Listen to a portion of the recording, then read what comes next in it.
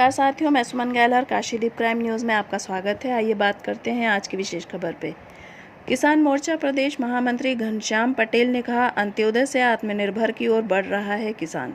वाराणसी सपा पर हमला बोलते हुए प्रदेश महामंत्री ने कहा, समाजवाद के दर्शन को जातिवाद में व परिवारवाद तक पहुंचाया। समाजवादी पार्टी ने उक्त बातें आगामी 26 तारीख को लखनऊ में होने वाले किसान सम्मान रैली की सर्किट में बैठक लेने पहुंचे किसान मोर्चा जनपद वाराणसी के पदाधिकारियों से कहा। 2022 में सेवा ही संगठन के मूल मंत्र तथा केंद्र व उत्तर प्रदेश सरकार की किसान कल्याणकारी नीतियों के साथ जनता के समक्ष जाने हेतु संकल्पबद्ध है।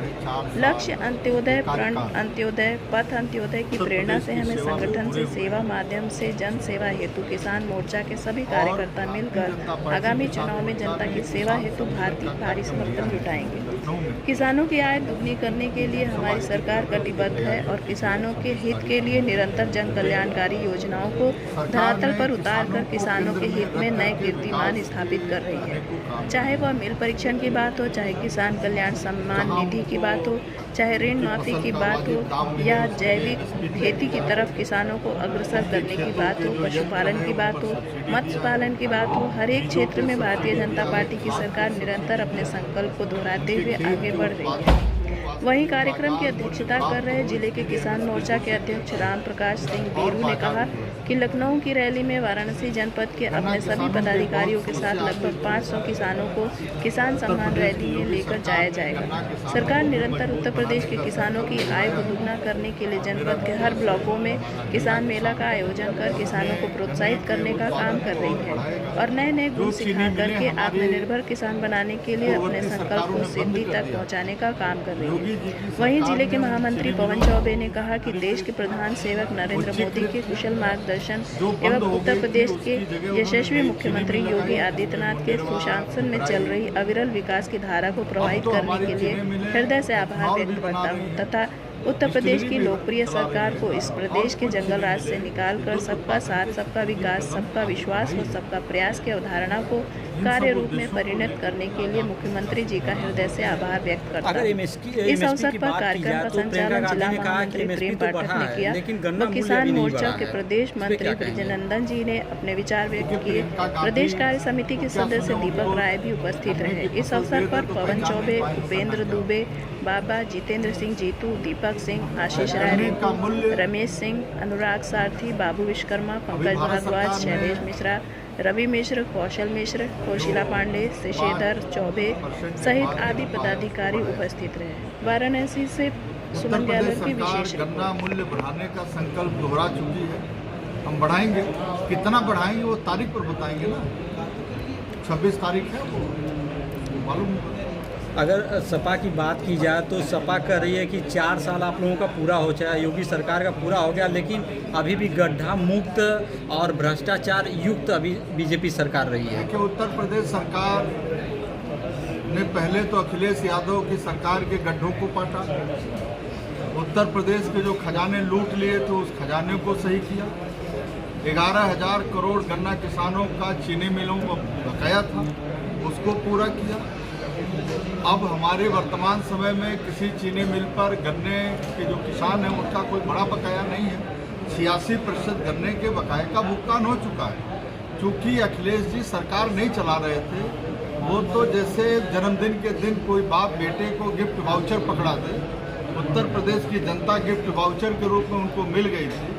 जितना हो सका वो उत्तर प्रदेश की जनता के भावनाओं से खेले थे, उत्तर प्रदेश की जनता की भावनाओं का मजाक उड़ाए थे, उत्तर प्रदेश की खेती किसानी उद्योग धंधों को बर्बाद किए थे। उनके कार्यकर्ता, उनकी सरकार जमीन के धंधे में लिप्त हो गई थी।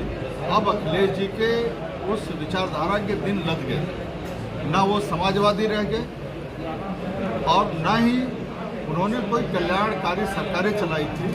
उनका पूरा एजेंडा परिवारवादी था और परिवारों के बीच क्या हो रहा है आप सबसे ज़्यादा कोई नहीं जानता। ओम प्रकाश राजभर का कहना है कि अनुसूचित जाति जो है वो हम उनको बढ़ावा देते हैं, बीजेपी सरकार उनको भ्रमित करती है।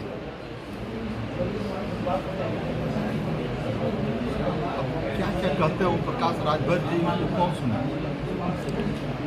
वो तो महाराज सुहेलदेव को भूल गए।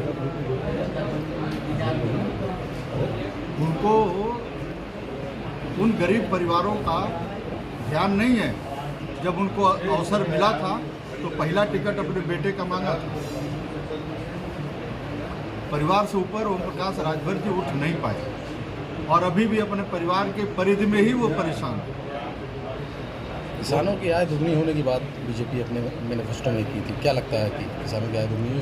अखिलेश यादव तो कह रहे हैं कि 10 का 10 है किसानों। देखिए, किसान आप जरा 2014 के एमएसपी और 2020 के एमएसपी दोनों के इस समय धान का जो एमएसपी मूल्य तय हुआ है वो 1940 रुपये तय है। तिलहन दलहन सबकी एमएसपी तय है। किसान के लिए बाजार बनाया है जो अपनी फसल का उचित दाम पाए। अब अखिलेश जी तो मुझे नहीं लगता कि कभी खेत की मेड़ भी देखे। उनका विलासितापूर्ण जीवन रहा है।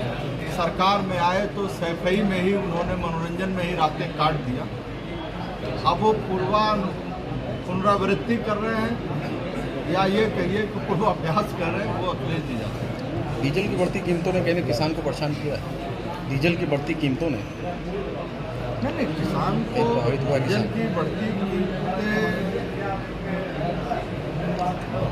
उतनी चिंता का विषय नहीं बनी। आप जरा 2014 का जो हमारे देश में पेट्रोलियम उत्पादों का मूल्य निर्धारण और कभी कभी पूर्व की सरकारों की गलतियों का भी खामियाजा भुगतना है। आज परिस्थिति किसान के पक्ष में है और किसान अपने विकास को लेकर चिंतित है। उनको सरकार की योजना कैसे उन तक पहुँचे, किसान उसके लिए लालायित है और सरकार भी उसी के लिए प्रयासरत है कि हमारा किसान आत्मनिर्भर बने। और जो एक हमारा सपना था पंडित दीनदयाल उपाध्याय का अंत्योदय का उत्थान, नरेंद्र मोदी ने अंत्योदय के आज से आत्मनिर्भर भारत की ओर बढ़ाकर बड़े संकल्प। 26 तारीख को आप लोग निकाल रहे हैं, इसमें 2022 के चुनाव को लेकर कितना फ़ायदा मिलेगा?